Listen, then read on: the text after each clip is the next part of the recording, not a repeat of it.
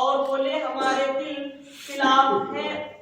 اس بات سے جس کی طرف تم ہمیں بلاتے ہو، اور ہمارے کانوں میں ٹیک ہے اور ہمارے تمہارے درمیان روک ہے، تو تم اپنا کام کرو ہم اپنا کام کرتے ہیں۔ اللہ یہ دیکھیے شان ہے کہ اور جب آتا تو ان میں اکثر نے منہ پھیرا تو وہ سنتے ہی نہیں۔ مطلب اس کا کیا ہے کہ جب نبیوں نے کوئی بندوں کو اچھی بات بتائی تو انہوں نے کیا کہا کہ جو ہے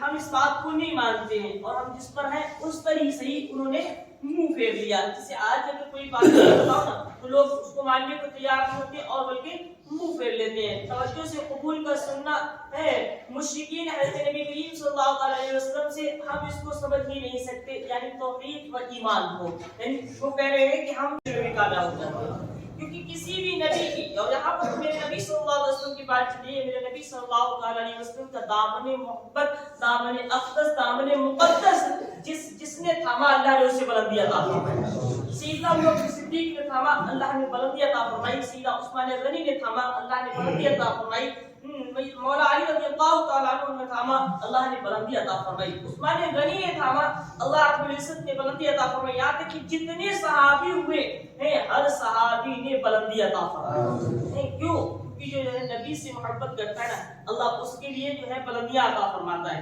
اب تو کیا ہوتے ہیں اور بولے ہمارے دل خلاف ہے اس بات سے جس کی طرف تم ہمیں بلاتے ہو، یعنی جس کی طرف تم ہمیں بلاتے ہو ہمارے دل اس پر نہیں جم رہے، تو ہم جس پر ہے اس پر ہی صحیح وہ لوگ کہتے ہیں۔ لیکن جو ہے میرے نبی صلی اللہ علیہ وسلم کی ہمیشہ کوشش یہی رہی کہ یہ لوگ جو ہے راہ راست پر آ جائیں، تو کیا کہتے ہیں کہ ہمارے کانوں میں تو ٹیک ہے، ہمیں سنائی نہیں دیتا، ہم سمجھ ہی نہیں پاتے۔ دیکھیے جاہلیت کس طریقے کی ہوتی ہے، اسی کو جاہلیت کہا جاتا ہے کہ اگر کوئی بات بتاؤ نا تو ماننے کو تیار نہیں ہے، ہم بہرے ہیں، آپ کی بات ہمارے سننے میں نہیں آتی۔ اس سے ان کی مراد یہ تھی کہ آپ ہم سے ایمان و توحید کے قبول کرنے کی توقع نہ رکھے، ہم کسی طرح ماننے والے نہیں ہیں اور نہ مانے ہیں، ہم بمنزلہ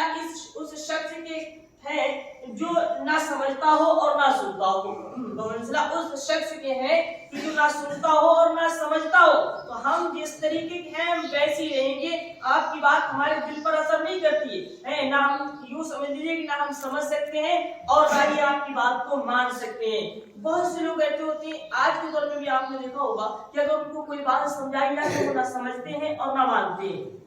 کیوں؟ کیونکہ اللہ رب العزت نے ان کے دل پہ مہر کر دی ہے۔ اللہ اکبر، جس کے دل پہ اللہ رب العزت جو ہے نہ سمجھنے کی نہ سننے کی جو ہے مہر کر دے تو اسے کوئی سنا نہیں سکتا، کوئی سمجھا نہیں سکتا، اور جس کو ہدایت عطا فرمائے تو اللہ جس کو ہدایت فرماتا ہے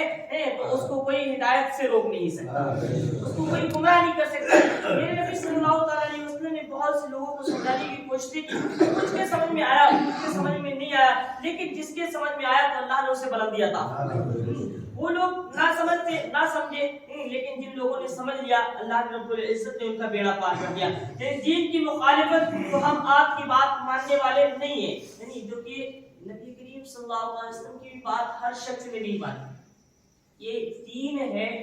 دین سب کو نصیب نہیں ہوتا، دین اسی کو نصیب ہوتا ہے جس کی قسمت کے ستارے بلند ہوا کرتے ہیں، جس کی قسمت کے ستارے بلند ہوا اللہ اسی کو راہ راست پر لاتا ہے۔ ہم سوچیں کہ ہم نے نماز نہیں ادا کی، پھر کوئی بات ہے کہ ہم سوچیں کہ ہم نے نماز ادا نہیں کی، میں یہ سوچتا ہوں کہ تمہاری کیا اوقات تھی کہ رک جاتے نماز پر ادا کرنے سے، یا ہماری کیا اوقات تھی کہ ہم نماز ادا کر لیتے۔ یہ تو میرے رب کی مہربانی ہے کہ اس نے اپنی بارگاہ میں کھڑے ہونے کے لائق سمجھا اور پھر موقع عطا فرمایا۔ یہ ہماری اور آپ کی خوش نصیبی ہے، ہمیں اور آپ کو یہ سمجھ لینا چاہیے کہ ہمارا رب ہم سے راضی ہے، اس لیے اس نے سجدے کی توفیق عطا فرمائی۔ جس سے رب ناراض ہوتا ہے نا تو سب سے پہلے وہ سجدے کی توفیق چھین لیتا ہے۔ بہت سے لوگ سوچتے ہیں کہ اگر رب ناراض ہو جائے تو پریشانیاں آتی ہیں، رب ناراض ہو جائے، میں یہ سوچتا ہوں کہ رب ناراض ہوتا ہے نا تو اس کے گھر کی سورج کی کرنوں کو نہیں روکتا ہے، رات کے اندھیرے کو بند نہیں کرتا ہے، یہ سب چیزیں ملتی ہیں، کھانا اس کا نہیں بند ہوتا ہے، پینا اس کا نہیں بند ہوتا ہے، یہ ساری چیزیں ملا کرتی ہیں، لیکن اگر رب ناراض ہوتا ہے نا تو سب سے پہلے سجدے کی توفیق چھین لیتا ہے، سجدہ اپنی بارگاہ میں آنے کا موقع ہی نہیں دیتا ہے۔ لیکن جس سے میں کرتا ہوں، جس سے رب راضی ہوتا ہے نا، رب تبارک و تعالیٰ اس کو اپنی بارگاہ میں کھڑے ہونے کا موقع عطا فرماتا ہے، رب تبارک و تعالیٰ اسے اپنی بارگاہ میں سجدہ کرنے کی توفیق عطا فرما دیتا ہے۔ تو یوں سمجھ لیجیے کہ جو سجدہ کرتے ہیں اللہ ان سے راضی ہے، اور جس سے رب راضی ہوا کرتا ہے اس سے جہان راضی ہوا کرتا ہے، چاہے کوئی نظام میں خلافی کیوں نہ ہو۔ اور یہ قرآن اور یہ ایمان تو یہ ہے کہ اگر آپ اس کو لے کر نکلے نا تو بہت سے شیطانوں کے بھی پیٹ میں درد ہوتا ہے، انسانوں کے بھی پیٹ میں درد ہونا شروع ہو جاتا ہے، ارے یہ تو یہی بتاتے رہتے ہیں، کسی سے نماز پڑھنے کے لیے کہتے ارے یہ تو نماز ہی پیچھے پڑے رہتے ہیں۔ آج اگر کوئی محفل سجی ہو نا، تو دین کی محفل ہو تو لوگ کسی کے گھر میں جانے کے لیے اعتراض کرتے ہیں، کیا کہتے ہیں یار اس نے ہمیں دعوت نہیں دی، ہم اس کے گھر نہیں جا سکتے۔ اللہ اکبر، کس نے کہا کہ دین کی محفل سجائی اسے دعوت نہیں دی؟ تو یہ شکایت کر رہا ہے کہ وہ شخص میرے گھر آیا اور نہ اس نے مجھے دعوت دی، تو میں اس کے یہاں اس محفل میں کیسے جا سکتا ہوں؟ اگر جو ہے کسی شیطانی خرافاتی محفل کو سجا لو نا، پھر چاہے وہ تمہارا دشمن ہی کیوں نہ ہو، دیکھنے ضرور پہنچ جاؤ گے، پھر نہیں کہو گے کہ اس نے دعوت کیوں نہیں دی۔ ڈی جے کی محفل ہو، آپ نہیں کہیں گے کہ دعوت نہیں دی، ناچ گانے کی محفل ہو، کوئی نہیں کہتا کہ مجھے دعوت نہیں دی، اور ناچ گانوں کی محفلوں کی دعوت نہیں دی جاتی ہے، وہاں ویسے ہی شیطان اکٹھے ہوا کرتے ہیں۔ کسی شرابی کی محفل 50 گالی دیتا ہوں، دیکھنے پہنچ جائیں گے، ارے یار وہ والی دے رہے، چلو دیکھ لے آتے ہیں، مزے لے آتے ہیں، مزے لینے کے لیے وہاں پہنچ جاتے ہیں۔ یار یہ دنیاوی مزہ نہ چکھو، یہ وہ مزہ ہے جو قبر میں بھی سجا دے گا اور میدان محشر میں بھی سجا دے گا۔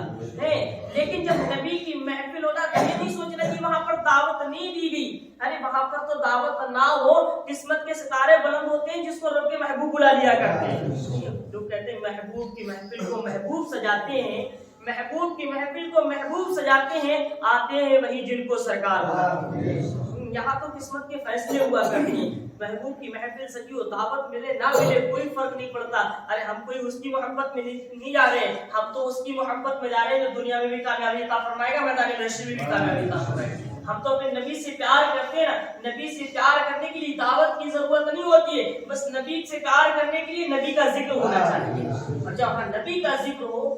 پھر وہاں دعوت کیسی؟ وہاں تو جو ہے فرشتے بھی حاضر ہوا کرتے ہیں، وہاں پر تو فرشتوں کو کوئی دعوت تھوڑی دی جاتی ہے، نبی کا ذکر ہی ایسا ہے، جب نبی کا ذکر ہوتا ہے فرشتوں کو تو خود شامل ہو جایا کرتے ہیں، جہاں فرشتوں کی محفل آ جائے، جہاں فرشتے بھی ہوں، کوئی اور ذکر نہیں بلکہ نبی کا ذکر کرتا ہے۔ جو تبارک و تعالیٰ سے دعا کریں، اللہ تبارک و تعالیٰ ہم سب کو جو ہے قرآن مقدس پڑھنے اور سننے زیادہ عمل کرنے کی توفیق عطا فرمائے، اپنے نبی سے محبت کرنے کی زیادہ سے زیادہ توفیق